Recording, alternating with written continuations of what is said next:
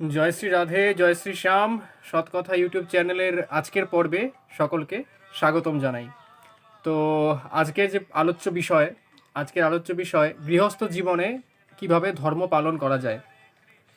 একজন গৃহস্থ ব্যক্তি তিনি কিভাবে নিজের দৈনন্দিন যা কিছু কাজকর্ম সব কিছু করে কিভাবে ভগবানের চরণে নিজের মন প্রাণ ভক্তি সমর্পণ করবেন, সেই বিষয়ে আজ আমরা আলোচনা করব। তো বেসিক্যালি আজকের যে বিষয় তা কোনো শাস্ত্রীয় আলোচনা হবে না। সেখানে কোনো শাস্ত্রোক্ত বিধি তত্ত্ব ইত্যাদি নিয়ে আলোচনা হবে না। আমি কোনো শাস্ত্রের রেফারেন্স তুলেও আপনাদের কিছু বলবো না। আমি কিছু প্র্যাকটিক্যাল কথা, যেরকমটা আগের ভিডিওতেও বলেছিলাম, ঠিক সেরকমই কিছু প্র্যাকটিক্যাল কথা আপনাদের বলবো, যা আপনাদের দৈনন্দিন জীবনে মানসিক শান্তি লাভ করতে সহায়ক হবে। তো চলুন সেই বিষয়ে আলোচনা শুরু করা যাক।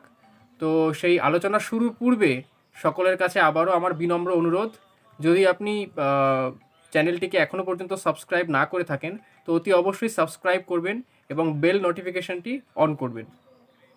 এর ফলে কি হবে? এর ফলে আপনি খুব সহজেই আমার যে ভিডিওগুলি সেগুলির আপডেট পেয়ে যাবেন। তো আজকের যে বিষয়টি, গৃহস্থ জীবনে ধর্ম পালন কি করে করা যায়, কিভাবে আমরা সব কিছু মেনটেন করে আমাদের সাংসারিক কাজকর্ম সব কিছু মেনটেন করে সব কিছু পালন করে যথাবিহিতভাবে পালন করে আমরা ভগবানের জন্যে যতটুকু সম্ভব, যার যতটুকু সাধ্য অনুযায়ী সে ভক্তি করতে পারে এবং সবথেকে ইম্পর্ট্যান্ট যেটা, মানসিক শান্তি লাভ করতে পারে। তো বিষয়টি কীরকম, এই এই শান্তি বা ভগবানের শ্রীচরণের প্রতি ভক্তি ইত্যাদি এগুলি আলোচনা শুরুর পূর্বে আমি একটি ছোট্ট রিকোয়েস্ট আমি আপনাদের করব। সেটি হলো, আপনাদের যে ফোন, যে ফোনের মাধ্যমে আপনারা এই ভিডিওটি দেখছেন, সেই ফোনের ওয়ালপেপার আছে, ফোনে আপনারা ওয়ালপেপার সেট করেছেন। তো তো সেই যে ওয়ালপেপার, সেই ওয়ালপেপারটি কি দেয়া আছে, সেই ওয়ালপেপারটি কি দেয়া আছে সেটা আপনি আগে দেখুন। আপনার ফোনে হয়তো আপনার নিজের অনেক সেলফি আছে, যেগুলি সেলফি তুলেছেন সেগুলি আছে, বা আপনার পরিবারের বিভিন্ন রকমের ছবি, বা আপনি কোথাও বেড়াতে গিয়েছেন সেই জায়গার ছবি, এরকম অনেক কিছুই আছে, সেগুলি হয়তো আপনি ওয়ালপেপার করে রেখেছেন ফোনে। তো সবার আগে আপনি যে কাজটি করবেন, এখনই করবেন, এটা আমার বিশেষ অনুরোধ, সেটি আপনার ফোনের যে ওয়ালপেপার, মানে ফোন যখন আপনি আনলক করছেন তখন আপনার ফার্স্ট যে আপনি যা দেখছেন ফোনে, সেই ওয়ালপেপার দেখছেন আপনি। তো সেই ওয়ালপেপারটি কি হতে হবে? সেই ওয়ালপেপারটি হতে হবে ভগবানের যে রূপ, তা হতে পারেন আমার পরমারাধ্য রাধা শ্যাম সুন্দর, হতে পারেন কৈলাসপতি বাবা ভোলেনাথ, কল্যাণময়ী মা দুর্গা, হতে পারেন বজরংবলী, হতে পারেন আপনার যে রূপ প্রিয়, সে রূপের ছবি, একটি ফটো, সেটি আপনি আপনার ফোনের দয়া করে ওয়ালপেপার করে রাখবেন। এর ফলে কি হবে, যখনই আপনি আপনার ফোনটি আনলক করবেন তখন প্রথমে আপনি দেখতে পাবেন ভগবানের শ্রীরূপ দর্শন করতে পারবেন আপনি। তো এতে আপনার মানে সব কিছু তো একটা স্টেজ থাকে, তো আমি স্টেজ ওয়াইজ এগোবো ধীরে ধীরে। তো আপনার প্রথম স্টেজ হয়ে গেল এটা, আপনি সবার আগে এই কাজটি করবেন। আর দ্বিতীয় ধাপ, সেকেন্ড স্টেপ যেটা হবে, সেটা হচ্ছে আপনি সকালে ঘুম থেকে উঠে কি করবেন এবং সারাদিন কিভাবে আপনার দৈনন্দিন কাজকর্মের সঙ্গে ধীরে ধীরে ধীরে ধীরে ভক্তি মিশিয়ে আপনি আপনার জীবনকে সুন্দর করে তুলবেন, আগের চেয়ে আরও অনেক সুন্দর করে তুলবেন এবং শান্তিতে পরিপূর্ণ করতে পারবেন। তো তার জন্যে আপনাকে যেটা করতে হবে, আপনি সকালে যখন ঘুম থেকে উঠে বিছানায় বসে আপনি সবার আগে আপনার এই যে হাত করতল আছে না, তা আপনি এই করতল দর্শন করুন। এর একটি মন্ত্র আছে, সেটি আমি আমার ফেসবুক পোস্টে দিয়ে দেবো।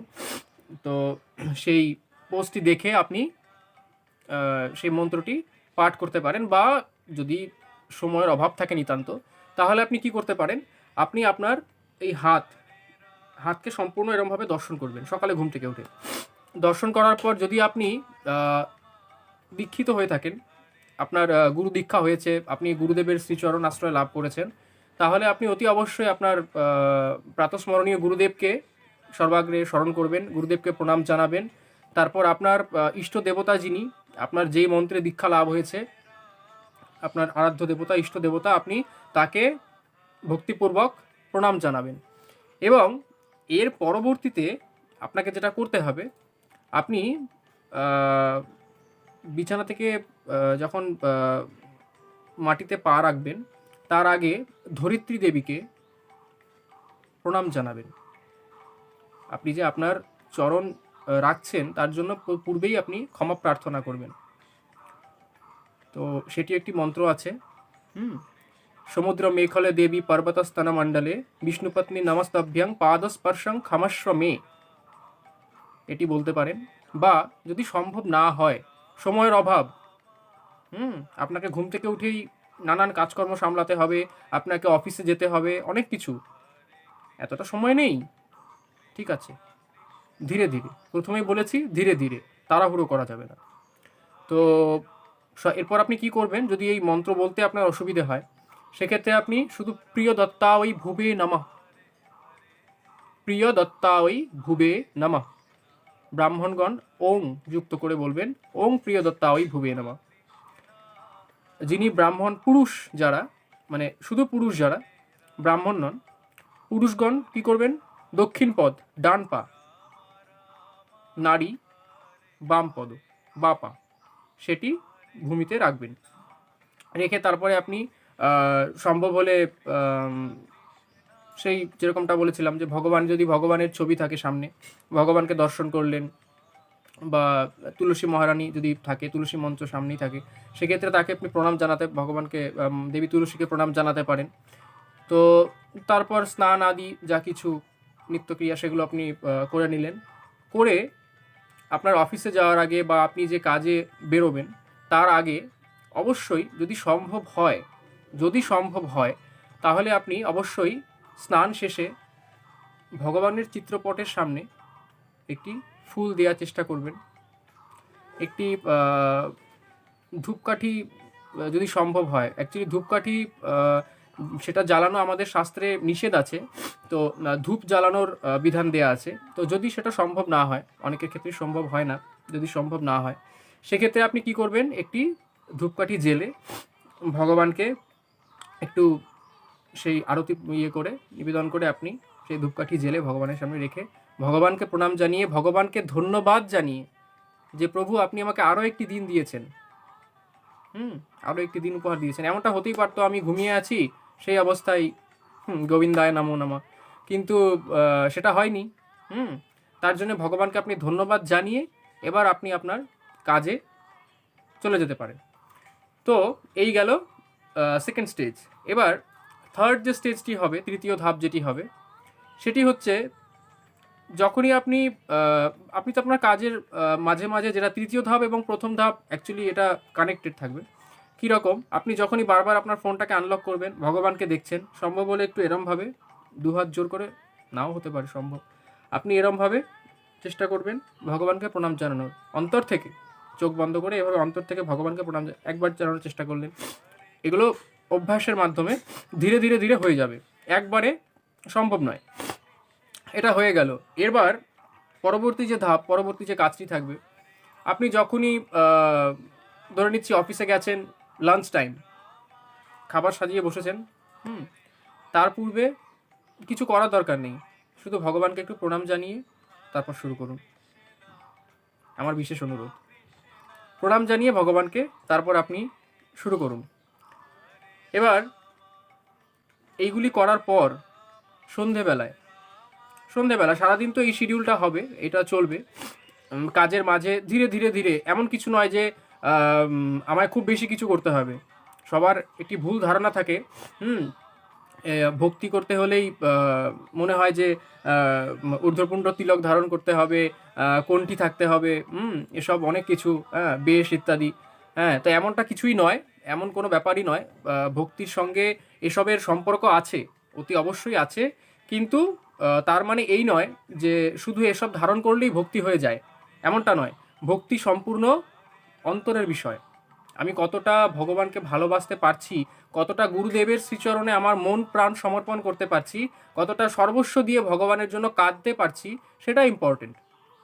হ্যাঁ, এগুলো কিছুটা নয়, অনেকটাই ভূমিকা পালন করে, কিন্তু এগুলোই সব নয়। আচ্ছা, তো এই গেল আপনার কাজ। আর সব সময় চেষ্টা করতে হবে, যখনই আমরা কোনো মন্দির আছে, আমি গাড়ি নিয়ে কোথাও যাচ্ছি, ঠিক আছে, পথের মাঝে কোথাও মন্দির আছে, অনেকেই এটা করে থাকেন একটি আঙুল দিয়ে এরমভাবে, খুব এটা নিন্দনীয় কাজ, গর্হিত অপরাধ। করবেন না, দয়া করে করবেন না। যদি প্রণাম করতে হয় ভগবানকে, দুহাত জোর করে প্রণাম করতে হয়, সম্ভব নয়, করতে হবে না। দুটি হাত ড্রাইভ করছেন, দরকার নেই। ভগবানকে আপনি, আগেও বলেছি, এরমভাবে প্রণাম করুন, দরকার নেই। এইভাবে দয়া করে প্রণাম করবেন না, অপরাধ হয়ে যাবে। তো এই কাজগুলি করুন। যদি আপনার বাড়িতে সন্তান থাকে বা ছোট কেউ থাকে, তাকে শেখাবেন সকালে ঘুম থেকে উঠে স্নান সেরে, আর কিছু না হোক, ভগবানকে একটু প্রণাম জানাতে। এতে তারও ভালো হবে, আপনারও মঙ্গল হবে, পরিবারের সকলের মঙ্গল হবে। তো সবসময় আমরা শাস্ত্রীয় আলোচনা, আধ্যাত্মিক কথা, এগুলো ডাইরেক্টলি ওভাবে শাস্ত্রের রেফারেন্স নিয়ে আলোচনা করব না এই চ্যানেলে। তার মূল কারণ সেটা হচ্ছে যে, যদি সেভাবে আলোচনা করি তাহলে মনে হতে পারে এত কঠিন বিষয়, ভাল লাগছে না। তো সেই জন্যে ব্যাপারটাকে আমরা ওভাবে না এগিয়ে নিয়ে গিয়ে প্র্যাকটিক্যালি আমরা ধীরে ধীরে আমরা সাধারণ জীবনযাপন করে কি করে ভগবানের ভক্তি করতে পারি, সেই বিষয়ে আমরা জানার চেষ্টা করব, আলোচনার চেষ্টা করব। তো আশা করি এই বিষয়গুলি আপনি আপনার জীবনে অবশ্যই পালন করবেন, এই আশা রাখছি। সকলে ভালো থাকুন, সুস্থ থাকুন এবং প্রাণ ভরে ভক্তি করুন। জয় জয় শ্রী রাধেশ্যাম।